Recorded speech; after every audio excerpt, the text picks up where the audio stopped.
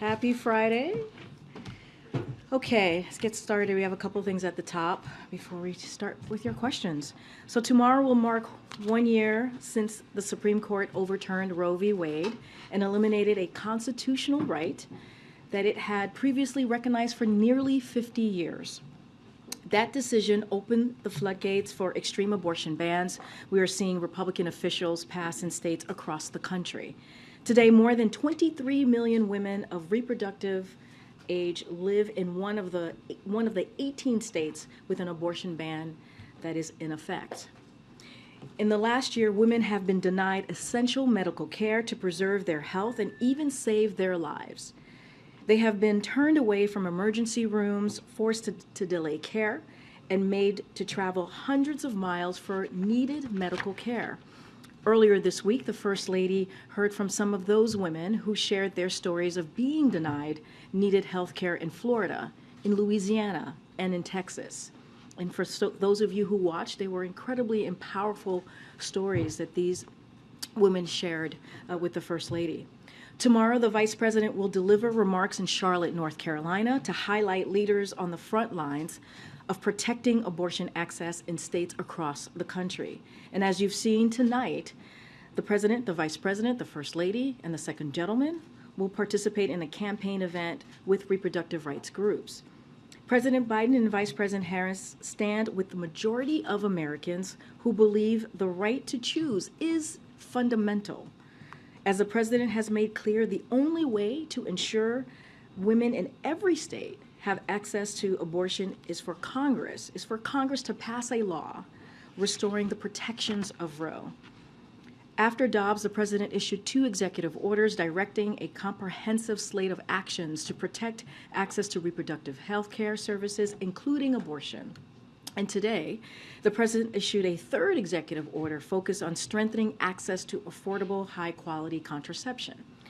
Access to contraception has become more important than ever following the Supreme Court's decision and ensuing crisis for women's health. And today's action helps ensure that women can make decisions about their own health, lives, and also their families. Now, as you all know, when a section of I-95 collapsed just 12 days ago, President Biden made clear that his administration would move heaven and earth to get I-95 reopened as soon as possible. 6 days ago, as you all covered and may have been there yourselves, he visited Philadelphia, where he viewed the site of the collapse and met with union leaders and local officials working day and night to rebuild the bridge. Now today, the President called into Governor Shapiro's, Governor Shapiro just ahead of the press conference that the governor held, announcing to people in Philadelphia that the I-95 is now reopened. This phase of the emergency repair is 100% federally funded, and all approvals were given as quick as possible. We also deployed officials from U.S. Department of Transportation to the crash site within hours to help fast-track the effort. We are proving that when we work together, there is nothing that we cannot do. This is an important step forward, and the President and his entire administration are making clear to the people of Pennsylvania that we will be here to provide whatever it takes to keep the permanent repairs on track. Now, we'll have more to share on this, but later today and on the full week ahead. But on Wednesday, the President will travel to Chicago to deliver a major address on Bidenomics, his vision for growing the economy from the middle out and bottom up, not from the top down. The President will highlight how, for too long, failed trickle-down economic policies had continued to be pushed by congressional Republicans, have hollowed out the middle class and sent jobs overseas. President Biden's economic plan is a break. It is a break from those failed policies.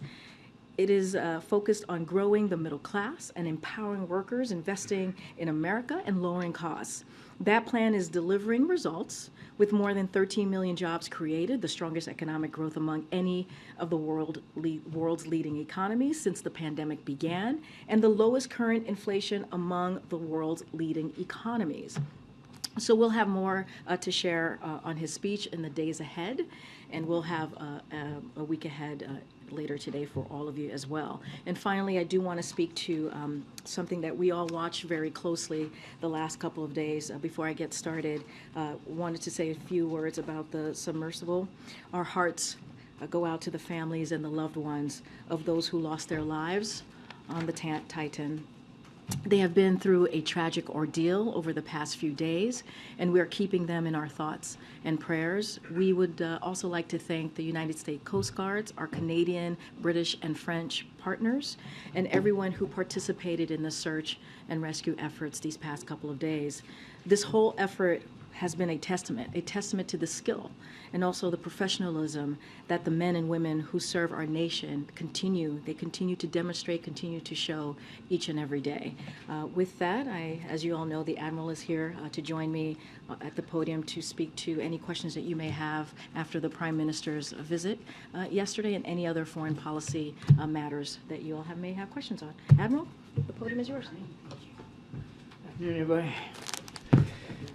I think, as you know, Prime Minister Modi just concluded a very successful official state visit here to the White House. This morning, the President and the Prime Minister dropped by a meeting between senior officials and CEOs of American and Indian companies gathered to discuss innovation, investment, and manufacturing in a variety of technology sectors, including artificial intelligence, semiconductors, and space.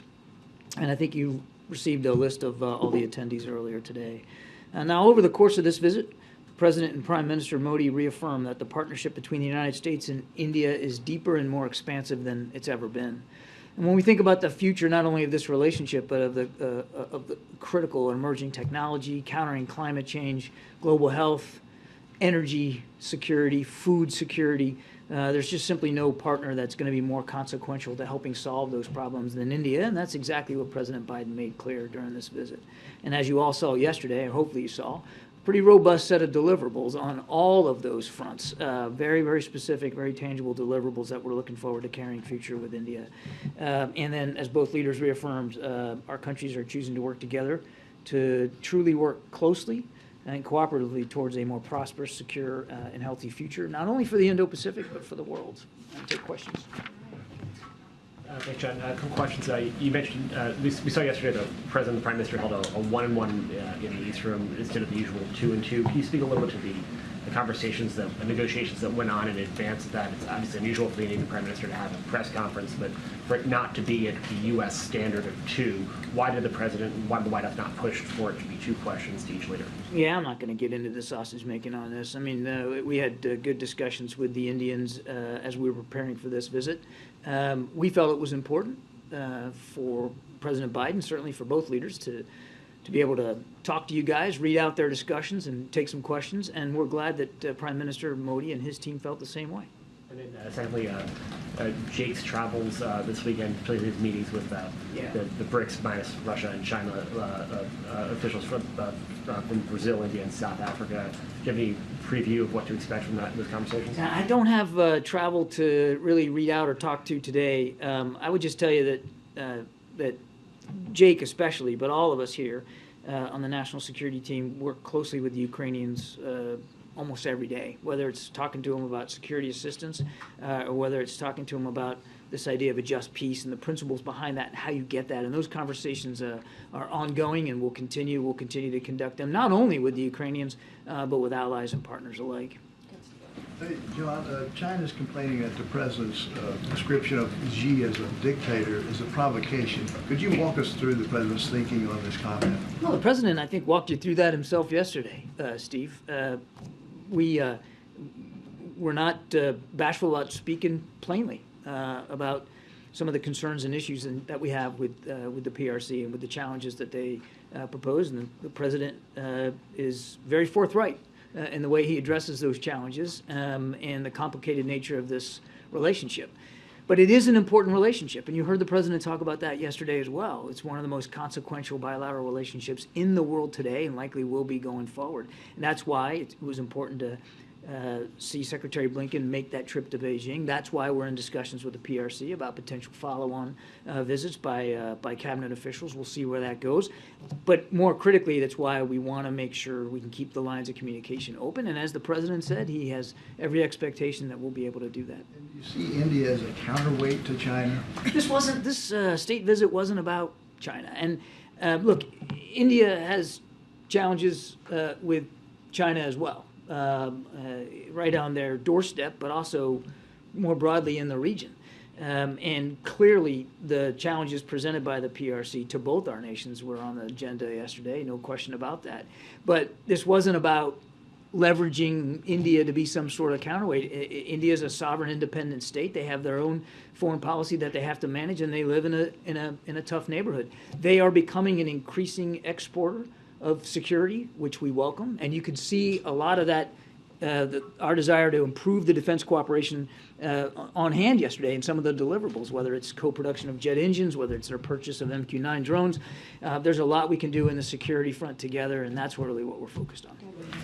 Thank you. So, John, just to follow up, you're saying that the U.S. does not view India as having any role in its overall competition against China. I didn't say that. I said that we're not viewing India as a counterweight to China, and we weren't approaching the state visit as some sort of messaging opportunity to China. It was about sending a message to the American people and the Indian people about how important this bilateral relationship is, quite frankly, to people around the world.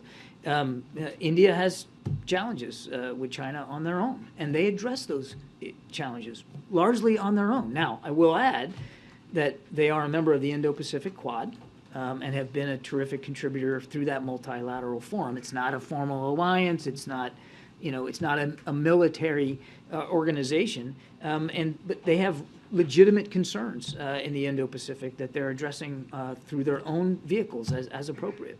And just to follow up on Steve's question, the president was so confident in saying that his dictator remark had no impact and no real consequence on the work that the U.S. and China continue to do to try to find,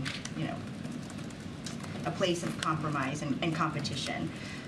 China's reacting differently, so why is the president saying so confidently that his remark had no real consequence? Because he believes it.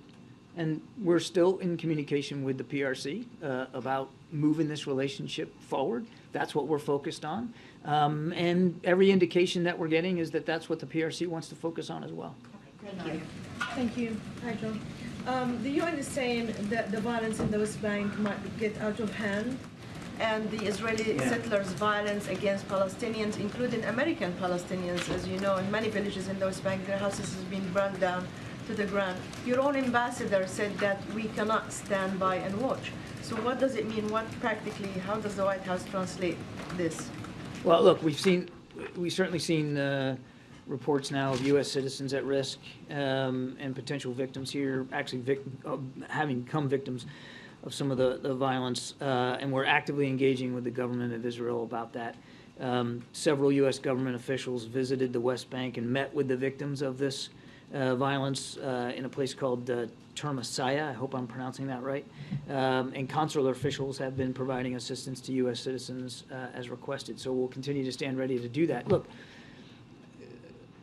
I'll say it again for the I don't know how many time. We condemn all acts of violence. We certainly extend our condolences to the families of those that were affected. We issue a speedy recovery for those that were injured. But the violence isn't helping reduce the tensions at all. And when you have a situation like this, leadership is really required, leadership on both sides to stop the violence and to be demonstrable in doing so, so that the tensions can be turned down. That's what we want to see. Thank you. The Israeli National Security Minister spoke today at a settler outpost, and he urged Israeli settlers to expand their activities to be included in all of the West Bank mountains. Despite of the violence that you just talked about and the international calls to hold settlements, settlement buildings, we're still hearing this from high officials from the Israeli cabinet. Why do we still hear this, and does the White House condemn actions and calls like that? We have been clear and consistent that we do not support additional settlement activity. Our policy with respect to settlements has not changed and will not change, and we have been very consistent in communicating that directly to government officials in Israel. I can't speak to their comments or why they're saying what they're saying. That's a better question for them. I can just tell you that our policy on settlements has not changed, and there's not going to be a change to it. Thank you so much, Karine. Hi, John.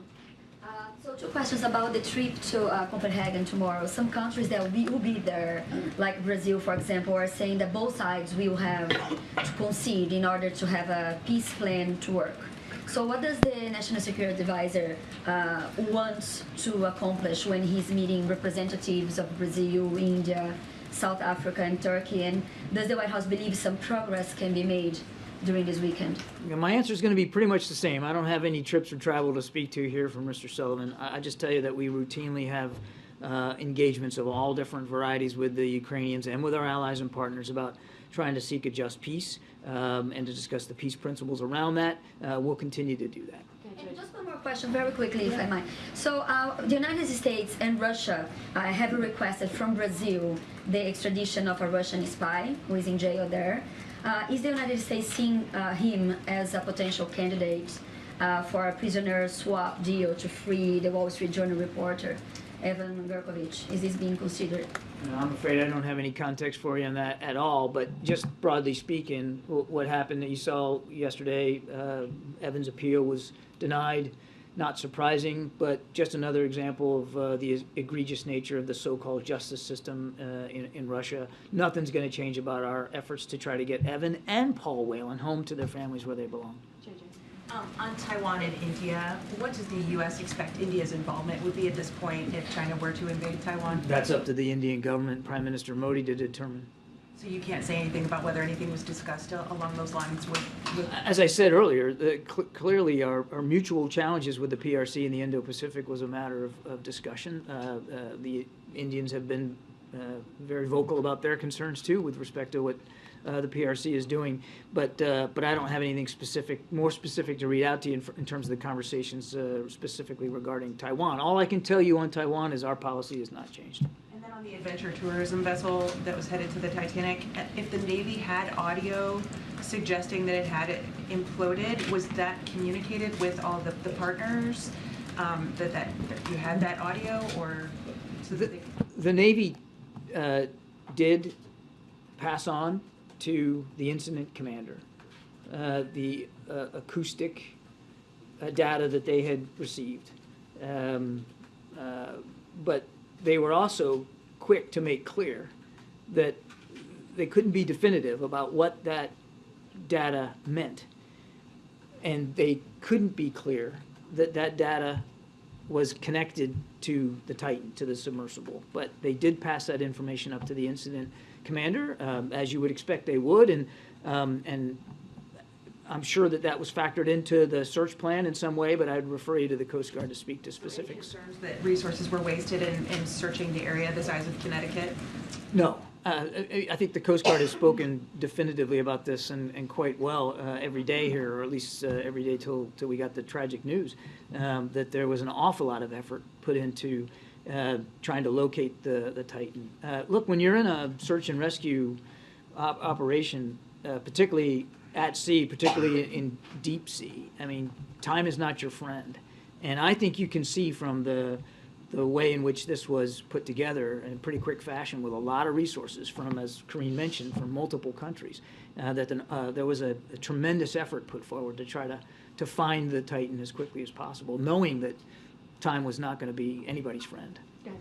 John, when the president said yesterday he expects to meet with President Xi in the future near term, can you define what that means? Should we expect that by the end of the year? Near term? I don't have anything more specific for you than that. The president will absolutely get together with President Xi again in a bit at the appropriate time. I just don't have anything for you on that. And was the president satisfied yesterday with Prime Minister Modi's answer on human rights concerns in India? The president was satisfied that he had the opportunity to discuss concerns over human rights with Prime Minister Modi, and he did. as he always does. We don't shy away from discussing human rights with foreign leaders. And one of the reasons you have partnerships and friendships is so that you can be honest and direct. I think he addressed that pretty well in his answer to you guys. Thanks. John, the president said in his comments yesterday that he doesn't believe his China comments have had any consequence. Isn't China issuing a démarche to the U.S. ambassador in Beijing a consequence? If démarches issued by nations against other nations were some sort of bellwether for whether a relationship was collapsing or in any danger, my goodness, Jeremy, a démarche is a démarche that happened all the time. I'm not going to get into the specifics. I'm not going to get into the specifics of this one. The president's firm that this relationship matters. It's important. We need to move it forward, and he's absolutely confident that we'll be able to. Let me ask you this. Other than the démarche, have you seen any other consequences? No. In the relationship? No. Nothing. And then secondly, the president in his comments at that fundraiser, he also revealed a U.S. intelligence assessment that she was not aware of the spy balloon flying over the U.S. in February.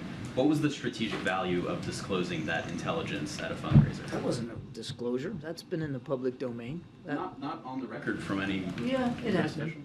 Yeah, it was. It was. A senior defense official had talked about it before on the record, that was a possibility. Yeah. Thank you, Karine. Hi, John. Honestly, I'm a little confused why you're not confirming Jake Sullivan's trip to Copenhagen, but especially because it's been reported by other countries' media who is attending. But let me try this way. Can you specify the kind of request that was made by the president to Prime Minister Modi in terms of supporting or getting the support of Global South countries for Ukraine? And also on that note, did the president and the prime minister discuss whether President Putin will be welcomed at the G20 in New Delhi? I don't have anything additional to speak to with respect to the G20 and how that's shaping up. That's really for our Indian counterparts to speak to. And I'm not going to get into any greater detail on the discussions than what the two leaders talked to you guys about from the podium. And as for Jake's travel, if and when we have some travel to talk to, then by goodness, we'll talk about it. Okay, and one more question on the Zaporizhia nuclear power plant. There's a little bit of confusion. I think President Zelensky is saying, or was said yesterday, that Russia is plotting a terror attack on the nuclear power plant. President Putin today is urging the International Atomic Energy Agency to ensure that Ukraine does not attack the power plant. What is the administration's understanding on this? What's your assessment? And are there anything that you're doing in particular to that issue? We're continuing to monitor it closely. We are able to monitor some radiation sensors that are around the plant, and thus far we've detected no elevated levels of radioactivity. Do you have any sense of who's going to attack, if anyone is? Look, I've seen those reports, I've seen those comments. I just don't have anything to confirm them or speak to the validity of them. The only other thing I'd say, and we've said this before too, is that I think we should all be able to agree that a nuclear power plant is not a great site for military operations one way or the other. John, just on the issue of Russian oil, does the president come out of this meeting with Modi with the belief that India may actually reduce its purchases of Russian oil, and to what extent did that come up in your conversation? India has to make its own choices about oil purchases, and we hope that we can continue to see that they purchase Russian oil at or below the price cap as they have been. And then just on NATO, the president's going to be leaving in a couple of weeks. Where do things stand in terms of, his effort to help Sweden become a member of NATO? Should we expect a call with Erdogan in the coming weeks? There's conversations ongoing between the Swedish government and President Erdogan. We have been encouraging those conversations to continue. It's important for them to do that. And as the president has said, he's confident that the two nations will be able to come to an accord and will be able to welcome Sweden as the 32nd ally in NATO. I couldn't begin right now to give you like a time frame of what that's going to look like, when and under what circumstances. But the fact that they're still talking is a good thing. And again, the president remains optimistic. Thanks, Karine. John, in light of what's happening in the West Bank, many scholars believe that the two-state solution option is not viable, yet you are stressing that it is viable. The question, you didn't do anything actively to revive the talks between the Israeli and the Palestinian. Why? And I have another question. We have been engaging both sides. When the president visited last summer, he met with Palestinian leaders as well as Israeli leaders, and we have followed up through diplomatic channels ever since then. And we're not walking away from the belief in a viable two-state solution. We absolutely still believe that that's possible. So I just actually take issue with the, with the implication in the question that we don't care about this, or we're not following up on it, or that we're not engaging. We absolutely are. Can you please confirm that the State Department informed the government agency that scientific and technical cooperation with Israel beyond the Green Line is not consistent with the law? I'm sorry, can you repeat that? Yes. The State Department informed all the government agencies that scientific and technical cooperation with Israel beyond the Green Line is not consistent with the law. Can you confirm that? No, I can't. I don't have anything for you on that. Thank you, Karine, and thank you, John. I have two questions, one China, one North Korea. If President Biden does not apologize for the dictator's remark to China, today Chinese government announced that it would use other methods and China would not exert influence on North Korea issues. How will you respond to this? And second question on North Korea. North Korea continues to develop the nuclear missile and with the cryptocurrency and cyber hacking. What action is the United States taking currently, and what was specifically discussed at the U.S.-South Korea cyber security talks this week? Well, I make it a habit not to talk about cybersecurity talks very much, for good reason. But on your first question, look, we know that Beijing has influence in Pyongyang, and we continue to urge them to use that influence. We continue to urge them to actually implement the UN sanctions that have long been in place on North Korea's program, and we continue to urge China to take a broader, longer view here of the challenges that are presented by North Korea's burgeoning program, both their ballistic missile program and their nuclear ambitions. Do you think the president will going to apologize, as mentioned? The president was very clear yesterday that he'll continue to speak forthrightly and bluntly about the challenges that we face with the PRC. He will also continue to speak bluntly and forthrightly about the opportunities that are still resident in that relationship and trying to move that relationship forward. The State Department says that it organized a meeting earlier this month in Cairo with other nuclear powers, including Russia. I was curious if you could tell us what was accomplished during those couple of days. I know Russia was involved, representatives from the Yeah, so look, this is a routine, continuing dialogue. We just happen to be the chair of these nuclear nations, nuclear armed nations, and it's done at a working level. This one was in Cairo earlier this month. We chaired it. It was a good opportunity. The State Department put a statement out. I'd certainly encourage you to talk to them, but it was a good opportunity for dialogue about nuclear safety protocols and procedures. It's done at a working level. But it's not like a precursor to any broader talks as it relates to it is a new treaties or anything like that. No, it's a routine process. We happen to be the chair, and we convene the meeting as the chair of this working group, and it is at a working group level. Thanks. So back to India. Is it this push for American companies to do more business? This push for American companies to do more business in India, is that a way to move away from China? A way to move for who to move away from China? From the U.S. Is pushing U.S. companies to do business in India a way to move those companies away from China? It's a way to encourage mutual investment with India. Last two, Karine. Thanks. President Zelensky said this week that the pace of the counteroffensive is moving slower than desired.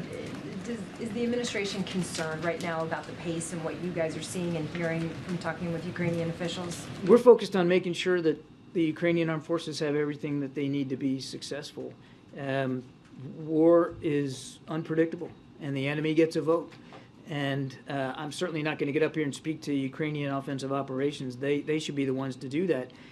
But I don't think that they went into this with some sort of false sense of confidence about how tough it was going to be. It's not as if the Russians, and we talked about this many times from here, that the Russians were preparing for this, throwing bodies at the problem set, putting in additional forces, building defense lines, sometimes 3 lines deep. It's not as if the Russians weren't preparing for defense, and defense is a strong form of war.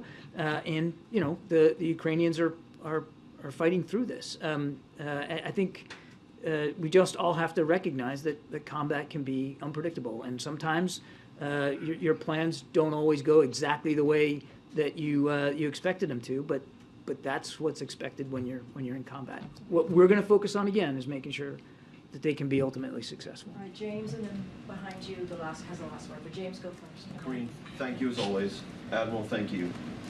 The House Ways and Means Committee yesterday released documents, their authenticity nowhere challenged. That included a July 2017 WhatsApp message sent by Hunter Biden to Henry Zhao, a Chinese Communist Party official, which stated in its entirety, and I quote, "I am sitting here with my father, and we would like to understand why the commitment made has not been fulfilled. Tell the director that I would like to resolve this now before it gets out of hand, and now means tonight. And Z, if I get a call or text from anyone involved in this other than you, Zhang, or the chairman, I will make certain that between the man sitting next to me and every person he knows, and my ability to forever hold a grudge, that you will regret not following my direction. I am sitting here waiting for the call with my father," unquote. So just a couple of questions about this. First, does this not undermine the president's claim during the 2020 campaign and the reaffirmations of that claim by his 2 press secretaries since then, that he never once discussed his son's overseas business dealings with him? No, and I'm not going to comment further on this. We're good. I'm not. James, let me save you some. Let me save you some breath. If you're going to ask about this, I am not addressing. I know you do more than I'd like you to have. I am not going to address this issue from this podium. I'm just not going to do it. All right. I'm not going to do Where it. was the president on the day of that speech? Thanks, guys. Have a great weekend. The father's house. Okay. Zeke, you want to kick us off? Thanks, Karine. Following up on John Kirby Johnson, the president's press conference yesterday, does the president continue? Will you say that Xi Jinping is a dictator? Is that the official position of the U.S. government? Look, the president spoke for himself. I'm just not going to go beyond what he said. John just spoke to it, and then feedback. It's weird hearing your voice.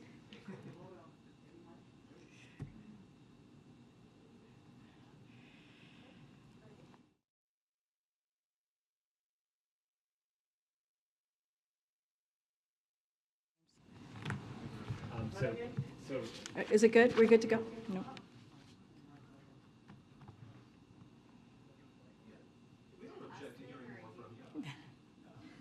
I object.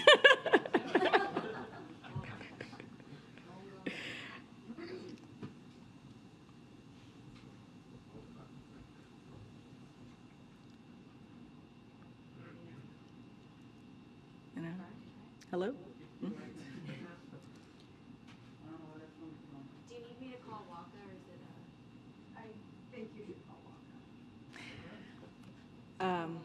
All right, I'll try my best here. This sounds so weird, guys. So look, the president's going to continue to speak candidly. That will never change about China, as he's done the last 2 years, and he'll talk about the differences clearly that they have and disagreements. That is something that the president, if you think about the president believing in diplomacy, believing in having. That's what the president's going to do. He's, as you know, you guys have covered him for some time. He's very candid. He speaks honestly, but he also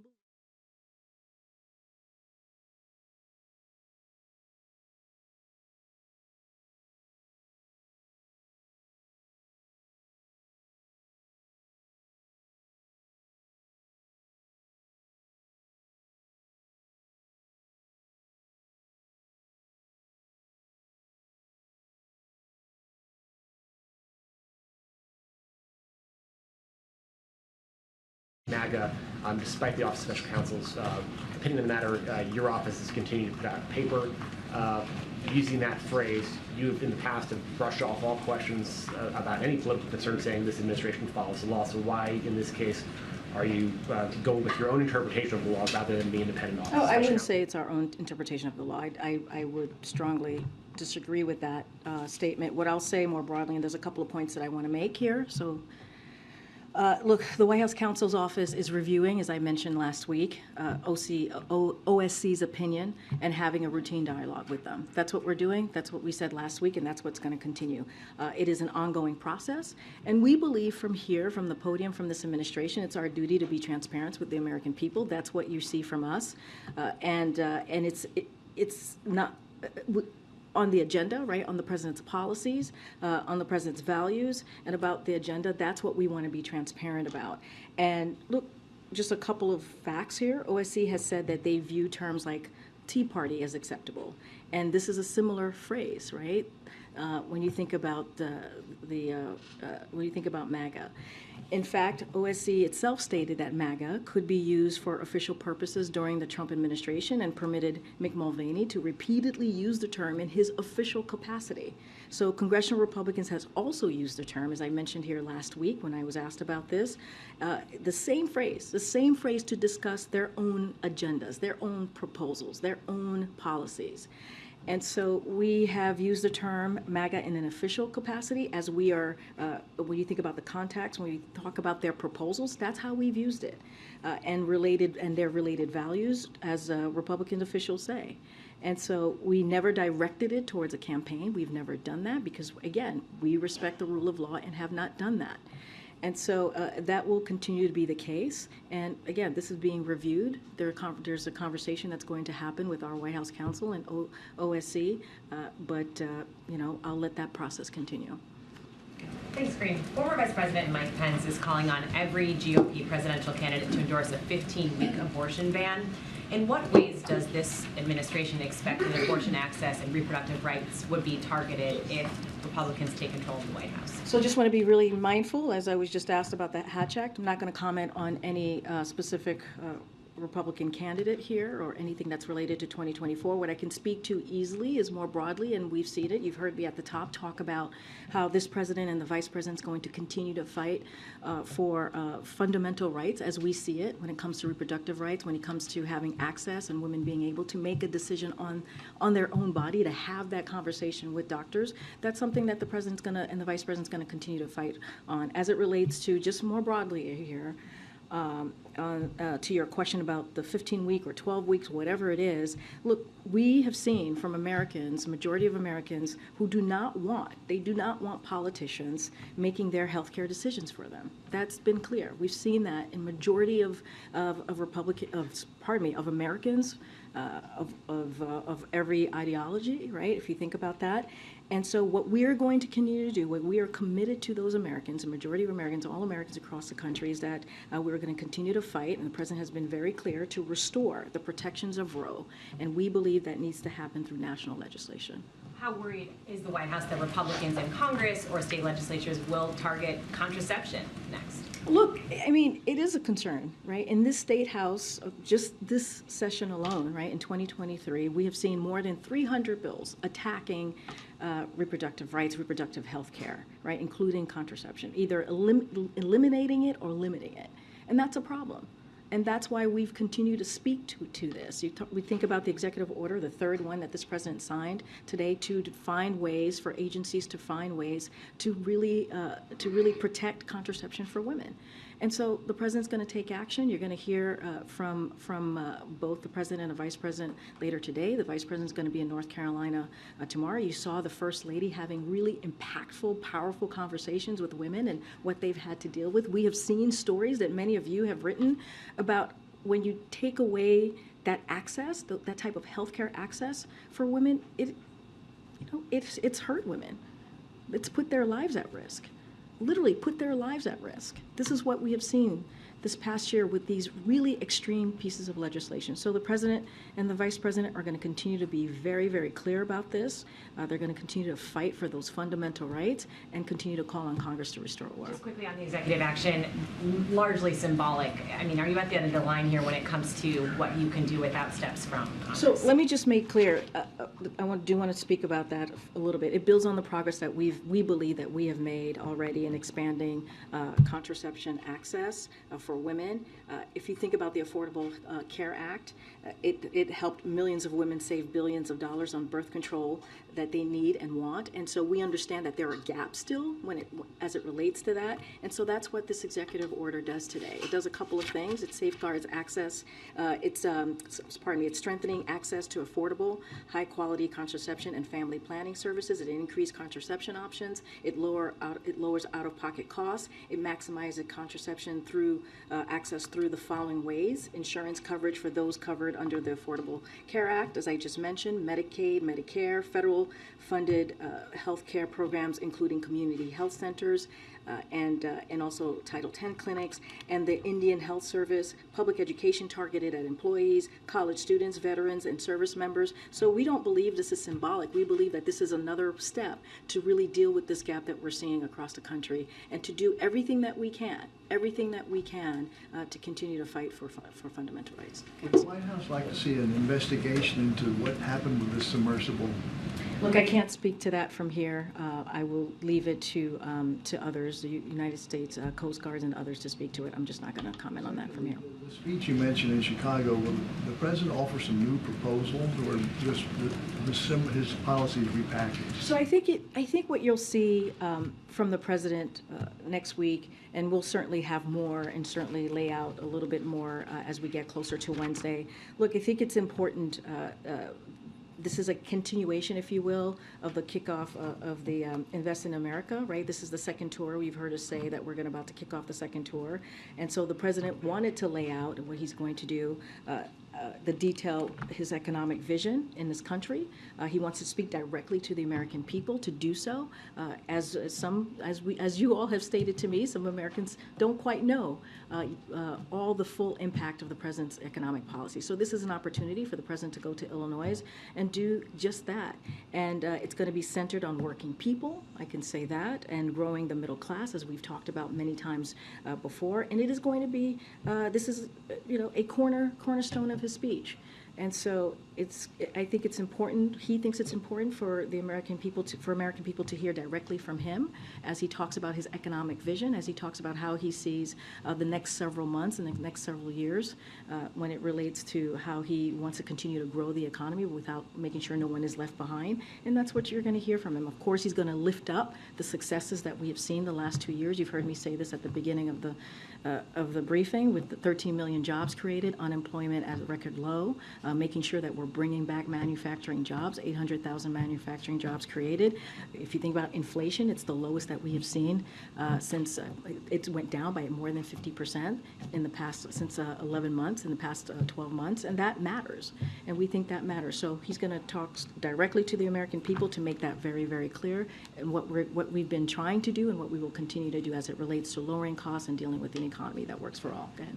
Thanks, Karine. To follow up on that question, with the president's speech on the economy next week, it seems like he's entering a mode where he's more willing to embrace the current economy, to tout the economic progress that he believes has been made. Is that a reflection of the fact that you guys feel like inflation has cooled significantly to a point where you think this is a trend that is durable, and that you feel like you've kind of turned the corner, and so that's going to be reflected in the president's messaging as well? So look, the president talks about the economy every chance that he can, and tries to communicate with the American people and really meet them where they are, as we know that lowering costs is a key priority for them. That's what they want to see. And so, of course, the president's always going to try to meet Americans where they are. That's why you hear us talk about gas prices going down. You hear us talk about Inflation Reduction Act, a historic piece of legislation, as you all know, that's going to lower energy costs, lower health care. There are things here that he has done in the last 2 years that we have talked about over and over over and over again. This gives him an opportunity to do it in a way that he talks about it in a fulsome, if you will, way and approach. Where he'll be in Illinois, he'll talk about Biden economics more broadly. He'll talk about the next kind of how he sees the future and dealing with the economy. And I think that's all incredibly important. Look, you know, and I think as you talk about the economy and where it's going, we've been very clear. We believe that we're headed to a slow and steady growth. We believe that the work that the president has done with economic policy, as he continues to move forward with it, as you continue to implement those really key important pieces of legislation, is going to continue to grow important jobs, jobs that are union jobs, jobs that are going to be able for Americans to put food on their table. All of these things are important. But like I said, we understand that a lot of Americans don't know what the president has done. I'm just trying to get a better sense of why now for this speech. Is it tied to the progress in the economy? Is it tied to just like the moment we are in the political season? I mean, what? I think it's a combination of things, right? We've shared the good news that we've heard from the data over the past several months, right? We've put that out there. We lift up how inflation has gone down, as you just stated. And also, we want to continue to talk about the historic legislation, right? So this is all very important. We talked about the Invest in America. We talked about doing the second portion of the tour.